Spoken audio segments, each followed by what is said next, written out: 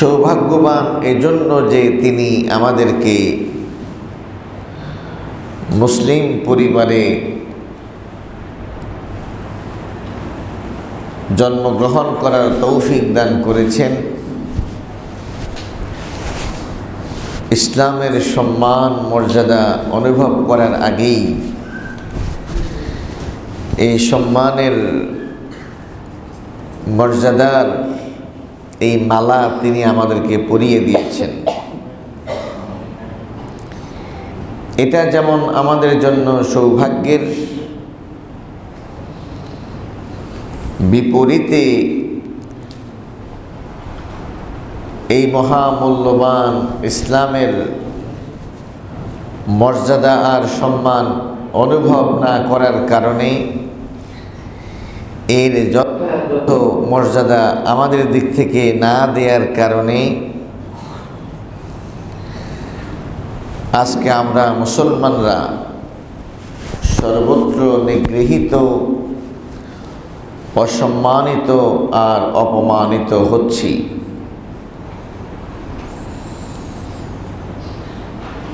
বাংলাদেশ এমন একটি ভূখণ্ড যেখানের শতকরা 90 জনের বেশি লোক আমরা মুসলিম, অথচ আমরা আল্লাহ তাআলার বিধানকে আমাদের সমাজ, রাষ্ট্র এবং অর্থব্যবস্থা পরিচালনার জন্য গ্রহণ করতে পারিনি, যার অনিবার্য পরিণতি হলো আল্লাহ তাআলার দুনিয়াবি গজব এবং আযাব। এই যে মাগুরার একটা ছোট্ট মেয়ে নির্মমভাবে তাকে খুন করা হয়েছে, জালিম ধর্ষকদের অন্যায় অপকর্মের লালসার শিকার হয়ে বেশ কয়েকদিন মৃত্যুর সাথে পাঞ্জা লড়ে গতকাল একটাই দুনিয়া থেকে বিদায় নিয়েছি।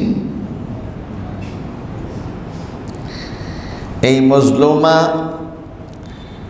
এই ছোট্ট শিশুর দাফনের আগেই প্রয়োজন ছিল ধর্ষকের দাফন সম্পন্ন করা। না, ঠিক ঠিক বলবেন না, এই ঠিকের সাথে বাস্তবতার কোনো মিল নেই। যদি আমরা সত্যিকার অর্থে ঠিক বলতাম, ঠিক মানতাম, ঠিক জানতাম, তাহলে আল্লাহর এই জমিনে আল্লাহর কোরআনের রাজ প্রতিষ্ঠায় আমরা বাধা সৃষ্টিকারী হতাম না।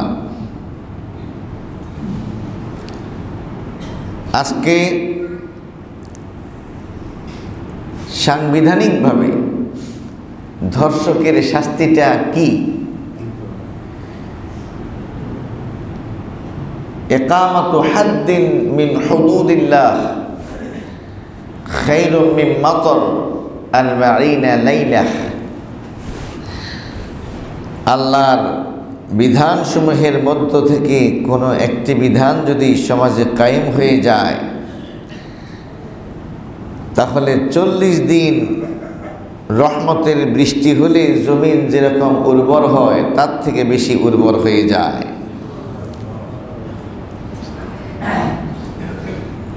ধর্ষণের শাস্তি কোরআনে আছে নাকি নাই?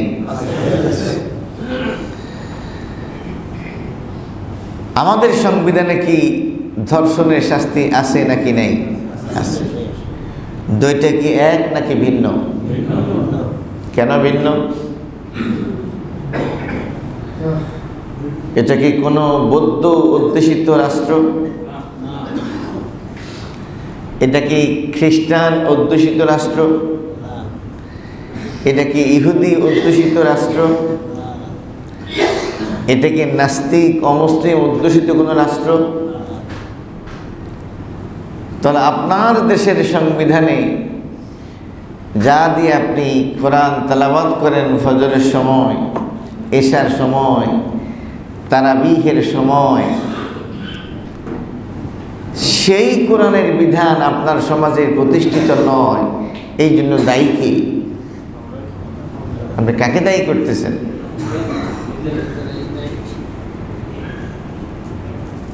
এটা তো হলো দুনিয়াবি গজব আর আযাব। পরকালীন শাস্তি তো আমাদের জন্য অপেক্ষাই করতেছে। মুনাফিকদের শাস্তি এরকমই হবে।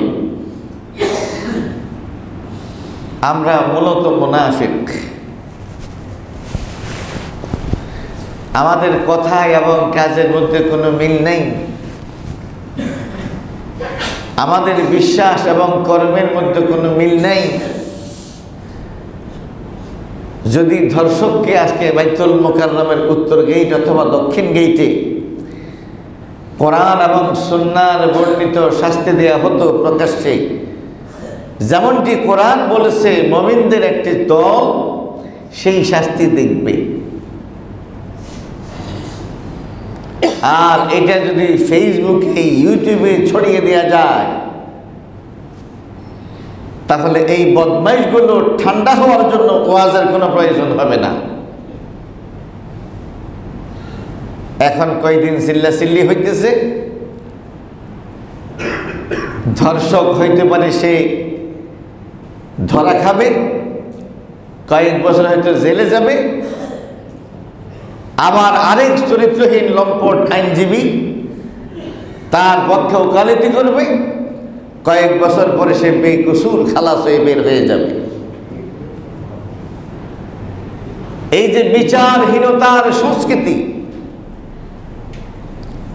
আমাদের সমাজে হত্যা আছে, খুন আছে, কিন্তু খুনি নেই, খুনি খুঁজে পাওয়া যায় না, খুনির ফাঁসি হয় না। নিরপরাধ ব্যক্তিরা আদালতে দৌড়তে দৌড়তে হয়রান হয়ে যায়, টাকা পয়সা খরচ করে নিঃস্ব হয়ে যায়, উল্টো তারাই ভিকটিম হয়ে যায়। কেন তারা মামলা উঠাচ্ছে না? নিহত ব্যক্তির কোনো মর্যাদা নেই, খুনির সম্মান রক্ষার্থে আমরা সবাই পেরেশান। আল্লাহ তাআলা তিনি হলেন ইজ্জতের মালিক। কুল লিল্লাহিল ইজ্জাতু জামিআ, হে নবী আপনি বলুন যে ইজ্জতের মালিক হলেন আল্লাহ তাআলা। সুতরাং ব্যভিচার, ধর্ষণ, এটা আল্লাহর অধিকার নষ্ট হয়, আল্লাহর হক নষ্ট হয়। আল্লাহ তাআলা তার হক নষ্ট হয় যখন সেই অধিকার সংরক্ষণের জন্য যেই বিধান আল্লাহ তাআলা নাজিল করেছেন তার সাথে আমাদের সম্পর্ক নেই, বরং এটাকে আমরা বলি মানবাধিকার লঙ্ঘন। আল্লাহ তাআলা আমাদেরকে বুঝার তৌফিক দান করুন। এই মুনাফিকি চরিত্র থেকে আমাদেরকে বের হয়ে আসা উচিত। কথায় এবং কাজে যদি মিল না থাকে, আল্লাহ তাআলার কাছে কোনো মর্যাদা, কোনো ইবাদতের ওজন আমাদের জন্য বিবেচিত হবে না। শাহরু রমাদান আল্লাযী উনজিলা ফীহিল কুরআন, রমজান মাসের অনেক ফজিলতের কথা আমরা বলি, অনেক সওয়াব, অনেক মর্যাদা। একবার সুবহানাল্লাহ বললে 1000 বার সুবহানাল্লাহ বলার চাইতে বেশি সওয়াব। রমজানে 1 রাকাত, গায়রে রমজানে 1000 রাকাত সালাতের চাইতে বেশি মর্যাদা, এটা আমরা বলি। কিন্তু রমজানের এই শান, এই মান, এই মর্যাদা কেন আসলো? কারণ হলো উনজিলা ফীহিল কুরআন, এই রমজান মাসে কোরআন নাজিল হয়েছে। বছরের 12টি মাসের মধ্যে রমজান মাসের মর্যাদা এই জন্য স্বীকৃত যে এই মাসে কোরআন নাজিল হয়েছে। যেই রাতে কোরআন নাজিল হয়েছে ওইটার নাম হলো লাইলাতুল কদর। লাইলাতুল কদরে খায়রুম মিন আলফি শাহর। এই লাইলাতুল কদরের শান আর মান হলো হাজার মাসের চাইতে শ্রেষ্ঠ। হাজার মাস যদি আমরা ধরি 83 বছর 4 মাস, একটা মানুষ বাঁচে কত বছর? মানে এক রাতের ইবাদতের মর্যাদা একটা জীবনের ইবাদতের চাইতে বেশি, সমান না বেশি। সেই রাতটা লাইলাতুল কদর, সেই রাতটা রমজান মাসে, কারণ সেই মাসে কোরআন নাজিল হয়েছে। মুহাম্মদুর রাসূলুল্লাহ সাল্লাল্লাহু আলাইহি ওয়াসাল্লামের উম্মত কিয়ামতের আগে পৃথিবীতে আসবে। আমরা, আমাদের পরে আর কোনো নবী আসবে না, আর কোনো উম্মত আসবে না, আমরাই শেষ উম্মত। আখিরি জামানার আখিরি নবীর আখিরি উম্মত হলাম আমরা। আমরা আর কিয়ামত একদম এরকম কাছাকাছি। প্রথম নবী আদম, তিনি জান্নাতে যাবেন পরে। হযরত ইব্রাহিম আলাইহিস সালাতু ওয়াস সালাম, তার হাজার হাজার লক্ষ লক্ষ কোটি কোটি উম্মত, তিনি যাবেন, তার উম্মত যাবেন জান্নাতে পরে। মূসা আলাইহিস সালাতু ওয়াস সালাম, তার লক্ষ লক্ষ কোটি কোটি উম্মত, তিনি তার উম্মতকে নিয়ে জান্নাতে যাবেন, সেটা পরে।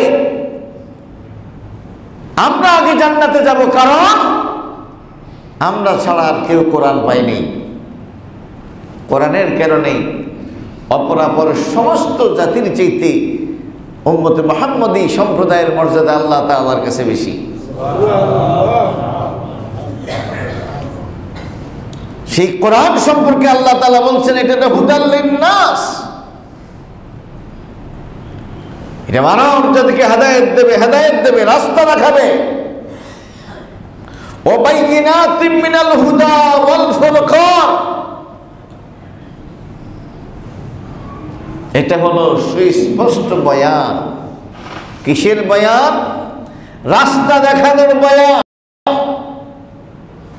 যখনই কোনো কাজে তোমরা আটকা পড়বে, তোমাদের পথ দেখিয়ে দেবে কোরআন। এটা হলো ফুরকান, সত্য এবং মিথ্যার পার্থক্যকারী। কোরআন যা বলেছে তা হলো সত্য, কোরআনের বিপরীত যা তা হলো মিথ্যা।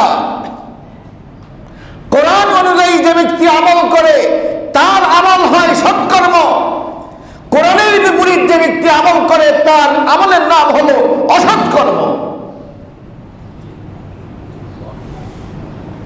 কোরআন দিয়ে যে বিচার হয় সেটা হলো ইনসাফ, সেটা হলো আদালত, সেটা হলো ন্যায়, সেটা হলো জাস্টিস।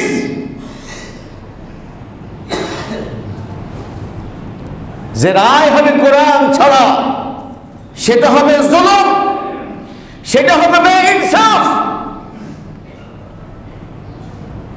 কোরআনের বাহিরে আপনি ইনসাফ পাবেন কোথায়? মানব জাতির মালিক হলেন আল্লাহ তাআলা। কুল আউযু বিরাব্বিন নাস, মালিকিন নাস, ইলাহিন নাস। তিনি হচ্ছেন মানব জাতির মালিক, তিনি হচ্ছেন মানব জাতির ইলাহ, তিনি হলেন মানব জাতির বাদশা। তিনিই বুঝবেন মানব জাতির সমস্যার সমাধান কোন পথে হবে আর কোন পথে হবে না। আলা লাহুল খালকু ওয়াল আমর, জেনে রাখো সৃষ্টি যার, সেই সৃষ্টির মধ্যে নির্দেশ কার্যকরী হবে তার। আমরা কার? আসমান কার? জমিন কার? সাগর কার? নদী কার? পাহাড় কার? তাহলে আল্লাহর এই জমিনে কার বিধান কার্যকরী হবে? এটা কি হচ্ছে?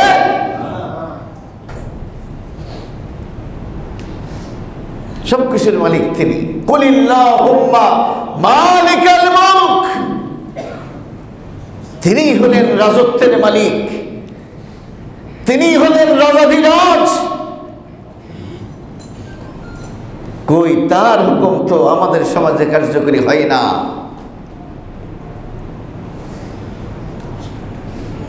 তিনি আমাদের মালিক, তিনি মানব জাতির মালিক।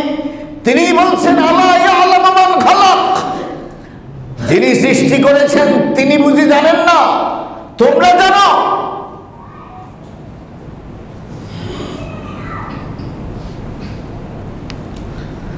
যতদিন না আমরা সোজা হব ততদিন পর্যন্ত এই অপমান অসম্মানের জীবন আমাদেরকে বরণ করে পৃথিবীতে থাকতে হবে। আর পরকালে জাহান্নামের আগুনে জ্বলার জন্য প্রস্তুত থাকতে হবে আমাদেরকে।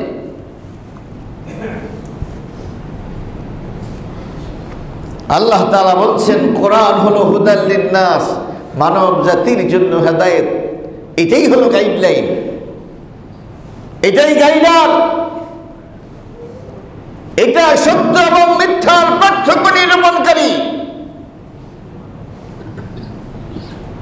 কোরআনই বলে দেবে কোনটা সত্য কোনটা সত্য না। কোরআন বলবে কোনটা হক কোনটা বাতিল। এছাড়া আর কোন মানদণ্ড পৃথিবীতে নাই যেই মানদণ্ড বলবে এটা সত্য এটা মিথ্যা। কিয়ামতের দিন যেই সমস্ত প্রশ্নের মুখোমুখি আমাদেরকে হতে হবে, তার মধ্যে একটা হলো মাজা আমিলা ফিমা আলিমা, তুমি যা জেনেছো সেই আলোকে কি আমল করেছো।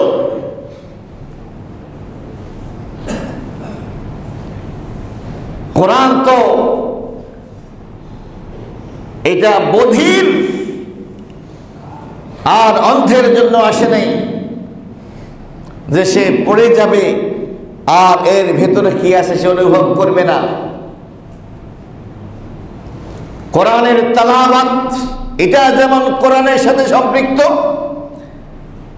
কোরআন মুখস্থ করা এটা যেমন কোরআনের অনেকগুলো অধিকারের একটা অধিকার, কোরআনের মেসেজ কি সেটা জানা সেটা বোঝা সেটাও কোরআনের একটা হক একটা অধিকার। কোরআন বুঝতেই তো আমলের প্রশ্ন আসে।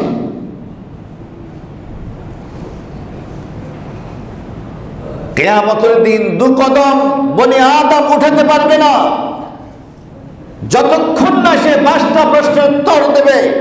তার মধ্যে একটি হলো মাজা আমিলা ফিমা আলিমা, তুমি যা জেনেছো সেই আলোকে কি পরিমাণ আমল করেছো। তাহলে জানার আলোকে আমল না করা এটা হলো খাসলাতুল ইয়াহুদ, এটা হলো ইহুদিদের খাসলাত, ইহুদিদের স্বভাব আর বৈশিষ্ট্য। কোরআন পূর্ণাঙ্গ কোরআন তারাবিহের সময় আমাদের হাফেজগণ সূরাতুল ফাতিহা থেকে সূরাতুন নাস পর্যন্ত তেলাওয়াত করে করে আমাদেরকে শোনাচ্ছেন। এই পঠিতব্য এই কেরাতকৃত কোন আয়াতের সাথে কি আমাদের ভিন্নমত আছে মানসিকভাবে? যদি থাকে সে কি মুসলিম হিসেবে কি নিজেকে পরিচয় দিতে পারবে? তাহলে আমার ইমাম সাহেব যখন কেরাত পড়েন কোরআনের মধ্যে যে ধর্ষণের শাস্তি কি হবে, খুনের শাস্তি কি হবে, ডাকাতের শাস্তি কি হবে, এখানে যা পড়া হয় তার বিপরীতটার আমল কি সমাজের মধ্যে করার অধিকার আছে?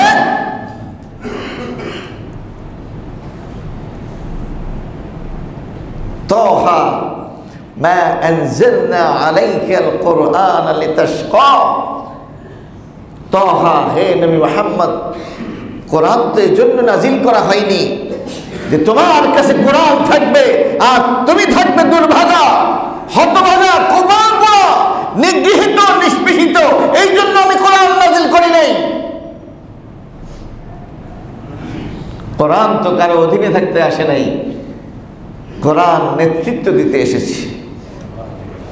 ইন্নাল্লাহা ইয়ারফাউ বিহাযাল কিতাবি আকওয়ামান, নিশ্চয়ই আল্লাহ তাআলা এই কিতাব দিয়ে একটা শ্রেণীকে তিনি মর্যাদা সম্পন্ন করবেন, তাদের শান মানকে উপরে উঠাবেন। ওয়া ইয়াদাউ বিহি আখারিন, এই কোরআন দিয়ে আরেকটা জাতিকে তিনি অপমানিত করবেন, অসম্মানিত করবেন। কোরআন যখন নাজিল হয়েছে, কোরআনের প্রতি ঈমান এনে আমল করা শুরু করে দিয়েছে কিছু মানুষ। তারাই হয়ে গেলেন আবু বকর, কেউ হলেন ওমর, কেউ হলেন ওসমান, কেউ হলেন আলী। প্রত্যেকে দুনিয়াতে থাকা অবস্থায় জান্নাতে সুসংবাদ লাভ করেছেন। কোরআন যখন নাজিল হয়েছে, সেই সমাজের কিছু অভদ্র, অসভ্য, মানব জাতির কলঙ্ক, সেই আবু জাহাল, সেই আবু লাহাব, সেই উতবা, সেই সাইবা, তারা কোরআনের প্রতি ঈমান আনেনি, কোরআনের আলোকে আমল করেনি। সেই সময় ঘোষণা হয়ে গেছে, দুনিয়াতে থাকা অবস্থায় তাদের ব্যাপারে বিচার হয়ে গেছে যে তারা জাহান্নামে যাবে। তাব্বাত ইয়াদা আবি লাহাবিন ওয়া তাব, মা আগনা আনহু মালুহু ওয়া মা কাসাব, সায়াসলা নারান যাতা লাহাবিন ওয়া ইমরাতুহু হাম্মালাতাল হাতাব ফি জিদিহা হাবলুম মিন মাসাদ। এটা সেই সময় নাজিল করা। ধ্বংস হয়েছে আবু জাহাল, আবু লাহাব, ধ্বংস হয়েছে যা সে কামাই করেছে। অচিরেই সেই জাহান্নামের রেহান শিকায় প্রবেশ করবে, সাথে থাকবে তার স্ত্রী। সেই কথাগুলো আগেই বলে দেওয়া হয়েছে। আজকেও যদি কোরআন নাজিল হতো আমাদের সময়ে, এরকম আমার আপনার নাম চলে আসার সম্ভাবনা থাকতো আবু লাহাবের মতো, যারা কোরআনকে আল্লাহর বিধান হিসেবে গ্রহণ করবেন কি করবেন না তামাশা করেন। ইফতারির সময় ইসলাম ঠিক আছে, সেহরির সময় ইসলাম ঠিক আছে, জানাজার সময় ইসলাম ঠিক আছে, আর বাকি সময় ইসলামের সাথে আমাদের কোনো সম্পর্ক নেই। এরা নিঃসন্দেহে মুনাফিক। ইন্নাল মুনাফিকিনা ফি দারকিল আসফালি মিনান নার, মুনাফিকরা থাকবে জাহান্নামের সর্বনিম্ন স্তরে, তাদের উপরে থাকবে কাফেররা, তাদের উপরে থাকবে মুশরিকরা, কিন্তু মুনাফিকরা থাকবে সবচেয়ে নিচে। তাই আসুন, মাহে রমজানের অনেকগুলো শিক্ষার অন্যতম শিক্ষা হলো আল্লাহ রাসূল সাল্লাল্লাহু আলাইহি ওয়াসাল্লাম বলেছেন, আস-সিয়ামু ওয়াল কুরআনু ইয়াশফাআনি লিল আবদি ইয়াওমাল কিয়ামাহ। সিয়াম এবং কোরআন এই দুইটাই প্রেসক্রাইব করা হয়েছে, দুইটাই গ্রহণ করতে হবে। সিয়ামও গ্রহণ করতে হবে, কোরআনও গ্রহণ করতে হবে। এই দুইটাই কিয়ামতের দিন আল্লাহ তাআলার কাছে সুপারিশ করবে। ডাক্তারের কাছে গেছেন, প্রচন্ড মাথা ব্যথা, প্রচন্ড জ্বর, একটু পরে পরে শরীর কাঁপড় দিয়ে উঠে। ডাক্তার ঔষধ দিল, সকালবেলায় এক ডোজ, দুপুরে এক ডোজ, রাতে এক ডোজ খাবেন। আপনি সকালবেলায় ঘুম থেকে উঠে বালিশের নিচ থেকে আপনি প্রেসক্রিপশন বের করেন আর পড়েন, সকালে এক ডোজ, দুপুরে এক ডোজ, রাতে এক ডোজ, ডেইলি 3 বার সময় মতো এটা আপনি পড়ে পড়ে বালিশের নিচে রেখে দেন। রোগের কি হবে? রোগের কি হবে? রোগের কি হবে? ও মুসলমান, তামাশা পাইছো আল্লাহ তাআলার সাথে। একজন রমজানে 3 খতম, 5 খতম, 10 খতম দেবে। তারাবির নামাজে কোরআন তেলাওয়াত করবে, খতম করবে, মানে পড়ে পড়ে রেখে দেয়। কোরআনের চরিত্র ধারণ করে না, না ব্যক্তিগতভাবে, না পারিবারিকভাবে, না সামাজিকভাবে, না রাষ্ট্রীয়ভাবে, না অর্থনৈতিকভাবে, না আইন আদালতে, না বিচার ব্যবস্থা। প্রেসক্রিপশন পড়ার জন্য তোমাকে ডাক্তার দিয়েছে, 500, 1000, 1000 টাকা খরচ করে এই প্রেসক্রিপশন এনেছো পড়ে পড়ে রেখে দেওয়ার জন্য। নাকি সেই আলোকে ঔষধ কিনে সেবন করার জন্য? আল্লাহর কোরআন তেলাওয়াত করলেও সওয়াব আছে, দেখলেও সওয়াব আছে। তাই বলে শুধু তেলাওয়াত করার জন্য, শুধু দেখার জন্য কোরআন নাজিল করা হয় নাই। কলম কিনা হয় লেখার জন্য, কিন্তু কলমের সিমলা দিয়ে অনেক সময় কান খাওয়ানো যায় না? এখন কান খাজ্জানির জন্য কেউ কি কলম কিনে? কোরআন তেলাওয়াত করলে সওয়াব হবে, কোরআনের দিকে তাকাই থাকলে সওয়াব হবে, কেউ কোরআন পড়তেছে শুনলে সওয়াব হবে। কিন্তু শুধুই কাজটার জন্য কোরআন নাজিল করা হয় নাই। কোরআন এসেছে বিশ্ব মানবতার মুক্তির সনদ হিসেবে, মানুষদেরকে অন্ধকার থেকে আলোর দিকে নিয়ে আসার জন্য। লিতুখরিজান নাসা মিনাজ যুলুমাতি ইলান নূর, অন্ধকার থেকে বের করে আলোর দিকে নিয়ে আসার জন্য কোরআন নাজিল হয়েছে। আসুন সেইভাবেই আমরা কোরআনকে উপলব্ধি করার চেষ্টা করি। রাসূল করিম সাল্লাল্লাহু আলাইহি ওয়াসাল্লাম বলেছেন, খায়রুকুম মান তাআল্লামাল কোরআন ওয়া আল্লামাহ, তোমাদের মধ্যে সেই শ্রেষ্ঠ যে নিজে কোরআন পড়ে এবং অপরকে কোরআন পড়ায়। এই কোরআনের সাথে অন্যতম প্রধান এই দুটি হক খেয়াল রাখতে হবে। কোরআন যেমন শিখতে হবে তেমন শিখাতে হবে। আপনি যে জেনারেল পড়ুয়া স্ত্রী বিয়ে করে আনছেন, সে তো কোরআন পারে না, তাকে কোরআন শিক্ষা দেওয়ার ব্যবস্থা করা আপনার জন্য ফরজ। হয় নিজে শিখাবেন, অথবা কোনো মাস্টারনিকে বাসায় নিয়ে যাবেন, অথবা কোনো হুজুরনিকে বাসায় নিয়ে যাবেন, তাকে কোরআন শেখানোর ব্যবস্থা করবেন। অফলাইন অনলাইন অনেকভাবেই তাকে কোরআন শেখানোর ব্যবস্থা আছে। আপনার সন্তানদেরকে আল্লাহর কিতাব শিক্ষা দেয়া আপনার উপরে আল্লাহ তাআলা ফরজ করে দিয়েছেন। এই ফরজ লঙ্ঘনের কারণে আপনাকে জাহান্নামে যেতে হবে। আপনার সন্তান আপনার বিরুদ্ধে আল্লাহ তাআলার কাছে মামলা দায়ের করবে। কোরআন শেখা যেমন ফরজ, অধীনস্থদেরকে কোরআন শেখানোর ব্যবস্থাপনা করা সেটাও ফরজ।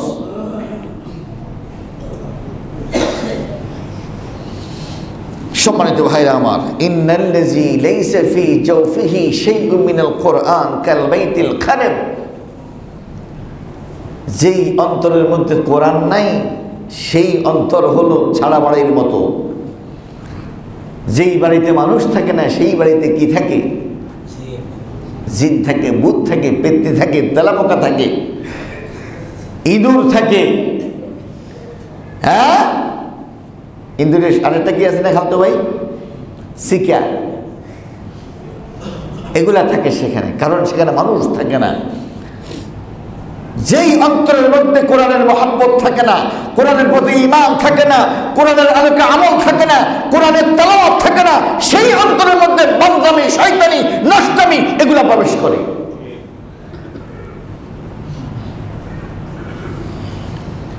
এমন কোনো কথা নাই যে আল্লাহ রাসূল সাল্লাল্লাহু আলাইহি ওয়াসাল্লাম বলে যান নাই। সম্মানিত ভাইরা আমার, এক বিষয়ে এত কথা বলা সম্ভব হচ্ছে না। রমজান যেহেতু আমাদেরকে মাথায় রাখতে হবে, রমজানের সাথে সম্পৃক্ত অনেকগুলো বিষয় আছে। তার মধ্যে একটা হলো জিকির, একটা হলো রমজানের সাথে সম্পর্কিত বিষয় কোরআন, একটা হলো রমজানের সাথে সম্পর্কিত জিকির। কি জিকির? রাসূল করিম সাল্লাল্লাহু আলাইহি ওয়াসাল্লামকে সাহাবায়ে কেরাম আজমাইন জিজ্ঞেস করলেন, আইয়ুস সাইমিনা আ'যামু আজরা, রোজাদারদের মধ্যে সবচেয়ে বেশি আল্লাহ তাআলার কাছে পুরস্কার প্রাপ্ত হবে কারা? তিনি বলছেন, আকসারুহুম লিল্লাহি যিকরা, যারা রোজা রেখে বেশি বেশি আল্লাহ তাআলার জিকির করেছে। রোজা রেখে আল্লাহ তাআলার জিকির করেছে, অন্তরের জিকির, জবানের জিকির, বেশি বেশি কোরআন তেলাওয়াত করেছে, সুবহানাল্লাহ শতবার হাজারবার পড়েছে, আলহামদুলিল্লাহ পড়েছে, আল্লাহু আকবার পড়েছে, লা ইলাহা ইল্লাল্লাহ পড়েছে, আস্তাগফিরুল্লাহ পড়েছে, লা হাওলা ওয়ালা কুওয়াতা ইল্লা বিল্লাহ পড়েছে, দুরূদ শরীফ পড়েছে। মানে শুধু সিয়াম পালন করাই শেষ নয়, বরং সারাদিন বেশি বেশি মাত্রায় জিকির করেছে। অনেকে আছে না, একেবারে সেহরি খাইয়া ফজরের নামাজ পড়ে ঘুমায়, এরপরে উঠে জোহরের নামাজ পড়ে, আবার ঘুম দিয়ে আবার আসরের নামাজ পড়ে, আবার ঘুম দিয়ে উঠে ইফতার করে। এরকম আছে নাকি নাই? আছে। মানে উনি রোজা রাখছেন না, এটা রমজান মাস, এটা সিয়াম সাধনার মাস, এটা ঘুমের মাস নয়। ঘুমাতে হবে, আপনি ঘুমাবেন, কিন্তু কতক্ষণ ঘুমাবেন? তাহলে জিকির করবেন কখন? কোরআন তেলাওয়াত করবেন কখন? বেশি মাত্রায় জিকির যে ব্যক্তি করবে, নরমাল রোজাদারদের চাইতে তার মর্যাদা আল্লাহ তাআলার কাছে বেশি, যার জিকিরের পরিমাণ হবে বেশি। আল্লাহ তাআলা আমাদেরকে বোঝার তৌফিক দান করুন। একটা হাদিসের মধ্যে আসছে যে আল্লাহ রাসূল সাল্লাল্লাহু আলাইহি ওয়াসাল্লাম বলছেন, তোমরা এই মাসে দুইটা জিকির বেশি বেশি করে করবা। একটা হলো লা ইলাহা ইল্লাল্লাহ, কালিমায়ে তাইয়্যিবা, তোমরা বেশি বেশি জিকির করবা। আরেকটা হলো তোমরা বেশি মাত্রায় আল্লাহর কাছে মাপ চাইবা। কি চাইবা? মাপ চাইবা। কারণ এই সিয়াম আসছেই মাপ চাওয়ার জন্য। কারণ আল্লাহ না করুন, আল্লাহ না করুন, আল্লাহ না করুন, যদি পুরো মাস শেষ হয়ে যায় এখনো আমার গুনাহ রয়ে যায়, তাহলে আমি কিন্তু লানতপ্রাপ্ত গজবপ্রাপ্ত গোলামদের অন্তর্ভুক্ত। সেই জন্য কিছু গুনাহ মাফ হবে সিয়ামের মাধ্যমে, কিছু গুনাহ মাফ হবে তারাবির নামাজের মাধ্যমে, কিছু গুনাহ মাফ হবে ইতিকাফের মাধ্যমে, কিছু গুনাহ মাফ হবে লাইলাতুল কদর ইবাদতের মাধ্যমে, আর কিছু গুনাহ মাফ হবে আল্লাহ তাআলার কাছে মাপ চাওয়ার মাধ্যমে। কিসের মাধ্যমে? মাপ চাওয়ার মাধ্যমে। এই জন্য লাইলাতুল কদরের স্পেশাল দোয়াটাই হলো আল্লাহুম্মা ইন্নাকা আফুউন কারীম তুহিব্বুল আফওয়া ফা'ফু আন্নী। আয় আল্লাহ, আপনি তো ক্ষমাশীল, আপনি দয়াবান, ক্ষমাকে আপনি পছন্দ করেন, সুতরাং আপনি আমাকে ক্ষমা করে দেন। সুতরাং আপনি আমাকে ক্ষমা করে দেন।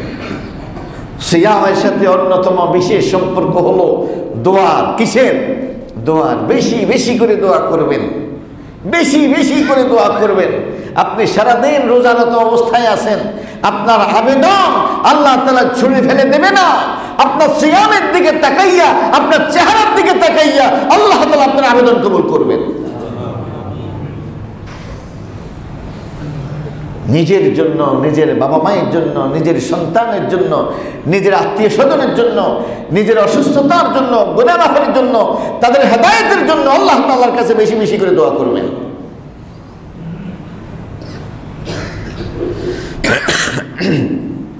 সিয়ামের সাথে আরেকটা সম্পর্ক হলো নাফাকাতের সম্পর্ক। কিসের সম্পর্ক? নাফাকাত। নাফাকুন মানে হলো সুড়ঙ্গ, সুড়ঙ্গ। নাফাকাতুন মানে হলো দান। দান একদিক থেকে আসে, আরেক দিক থেকে বের হয়ে যায়, এটাকে বলা হয় নাফাকা। সিয়ামের সাথে দানের একটা বিশেষ সম্পর্ক আছে। নবী মুহাম্মদুর রাসূলুল্লাহ সাল্লাল্লাহু আলাইহি ওয়াসাল্লাম কানা আজওয়াদান নাস, তিনি ছিলেন মানব জাতির মধ্যে সবচেয়ে বড় দাতা। দাতা হওয়ার জন্য সম্পদ বেশি থাকা দরকার নেই। আল্লাহর নবীর এই পরিমাণ সম্পদ ছিল না যে তার উপরে যাকাত ফরজ হয়। উনি যাকাতের বিধান দিয়েছেন, কিন্তু যাকাত কখনো দেন নাই, দেওয়ার দরকার হয় নাই। কারণ যাকাত দিতে গেলে তো সম্পদ 1 বছর পর্যন্ত আপনার কাছে থাকতে হবে। তাহলে তিনি তো টাকা পয়সাই ওনার ছিল না, উনি আমার শ্রেষ্ঠ দাতা হইলেন কেমনে? শ্রেষ্ঠ দাতা হইছেন যা ছিল তা দেওয়ার মাধ্যমে, যা ছিল তা দেওয়ার মাধ্যমে। তিনি বলতেছেন, আমার জন্য যদি একটা উহুদ পাহাড় পরিমাণ স্বর্ণ থাকে, উহুদ পাহাড় পরিমাণ স্বর্ণ, বুঝেন তো? উনি বলছেন 3 দিন অতিক্রম করবে না, 3 দিন, 324-72 ঘন্টার আগেই এই সবগুলো আমি দান করে দেব। তাহলে দাতা হওয়ার জন্য সম্পদ থাকার দরকার নাই, যেটা আছে এটা দিয়ে প্রমাণ করতে হয়। যেটা আছে, নবী সাল্লাল্লাহু আলাইহি ওয়াসাল্লাম হযরত আয়েশার কাছে ৫-৬টা স্বর্ণ মুদ্রা দিয়েছেন আর বলছেন এগুলা দান করে দিও। একদিন বিকেলবেলায় তিনি আয়েশাকে জিজ্ঞেস করলেন, আয়েশা, ওই যে ৫-৬টা স্বর্ণ মুদ্রা দিলাম, এটার কি অবস্থা? কয়, ইয়া রাসূলুল্লাহ সাল্লাল্লাহু আলাইহি ওয়াসাল্লাম, আমি তো এখনো দান করতে পারি নাই, কারণ আপনার অসুস্থতার কারণে আমি আপনাকে নিয়েই ব্যস্ত। কে আসলো কে গেল ওইদিকে আমার নজর নেই। এটা ছিল ওই অসুস্থতা যার পরে নবীজি আর কখনো সুস্থ হন নাই। তিনি বলছেন ওগুলো নিয়ে আসাও।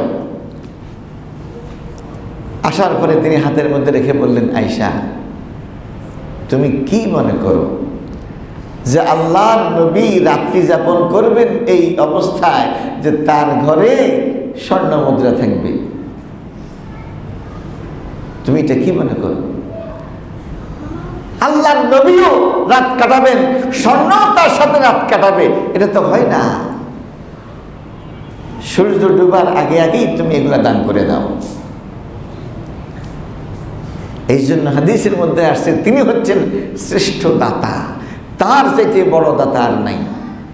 এই জন্য রমজান মাসে দানের একটা বিশেষ সম্পর্ক আছে। রমজান মাসে কি আছে? দানের একটা সম্পর্ক আছে। وكان أجود ما يكون في رمضان حين يلقاه جبريل سبحان الله।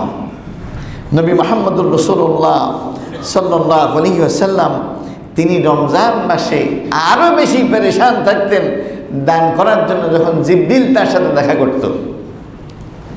তার মানে রমজান মাসে জিবরাইল নবীজিকে কোরআন শোনাইতেন, নবীজি জিবরাইলকে কোরআন শোনাইতেন। মানে এই মাসে নবীজির মন এতটাই ফুরফুরা থাকতো, কোনো কিছু হাতে আসতে দেরি দিতে দেরি করতেন না। এটা কিন্তু স্পেশালি রমজান মাসে নবীজির আমল। হাদিসের মধ্যে আসছে, ফারাসূলুল্লাহ সাল্লাল্লাহু আলাইহি ওয়াসাল্লাম আজওয়াদু বিল খাইরি মিনার রিহিল মুরসালাহ। নবীজির দানের প্রবাহটা ছিল এরকম, মানে প্রবাহিত বাতাসের চাইতে বেশি। বাতাস শব্দটা কেন আসলো? মিশকাতের মধ্যে একটা বর্ণনা আসছে, বাতাস কিন্তু আল্লাহ সৃষ্টির মধ্যে অনেক শক্তিশালী একটা সৃষ্টি। কিরকম? আল্লাহ তাআলা যখন পৃথিবী থেকে স্থাপন করলেন, পৃথিবীটাকে সমুদ্রের উপরে স্থাপন করলেন, তখন পৃথিবী হেলতে দুলতেছিল এমন এমন করে। তখন আল্লাহর কাছে অভিযোগ করা হলো পৃথিবী তো স্থির থাকতেছে না। তখন আল্লাহ তাআলা ওয়াল জিবালা আওতাদা, তিনি তখন পাহাড়কে স্থাপন করে দিলেন, পৃথিবীর নড়াচড়া বন্ধ হয়ে গেল।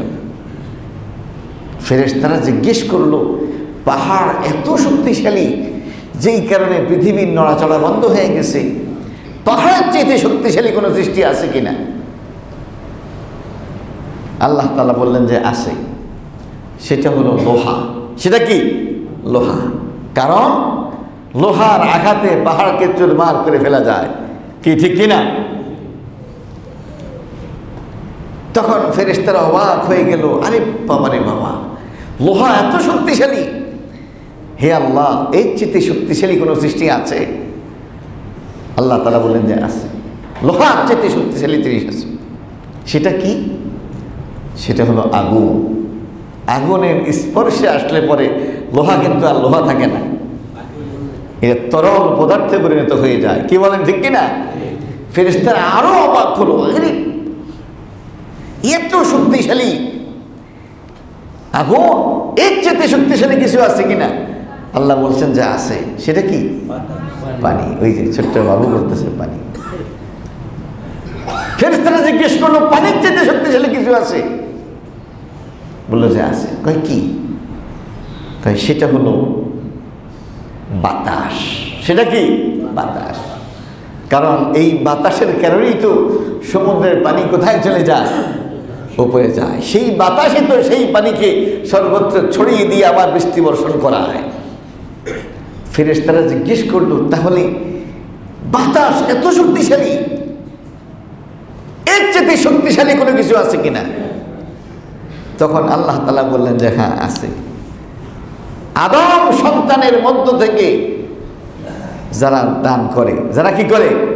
দান করে, ওই দানের শান, মান, মর্যাদা, শক্তি আর ক্ষমতা সেটা ওই প্রবাহিত বাতাসের চাইতেও বেশি। হাদিসের মধ্যে আসছে যে আল্লাহ রাসূল সাল্লাল্লাহু আলাইহি ওয়াসাল্লাম বলছেন যে রমজান মাসে আসলে পরে আল্লাহর নবীর দানের প্রবাহটা ওই বাতাসের চেয়ে বেড়ে যায়। তার মানে রমজান মাসের সাথে দানের একটা কি আছে? সম্পর্ক আছে। এই জন্য আমাদের প্রত্যেকেরই সারা বছর টুকটাক যাই দান করি, রমজান মাসে আমাদের দানের প্রবাহটা একটু বাড়ানো দরকার। কি বলেন, ঠিক কিনা?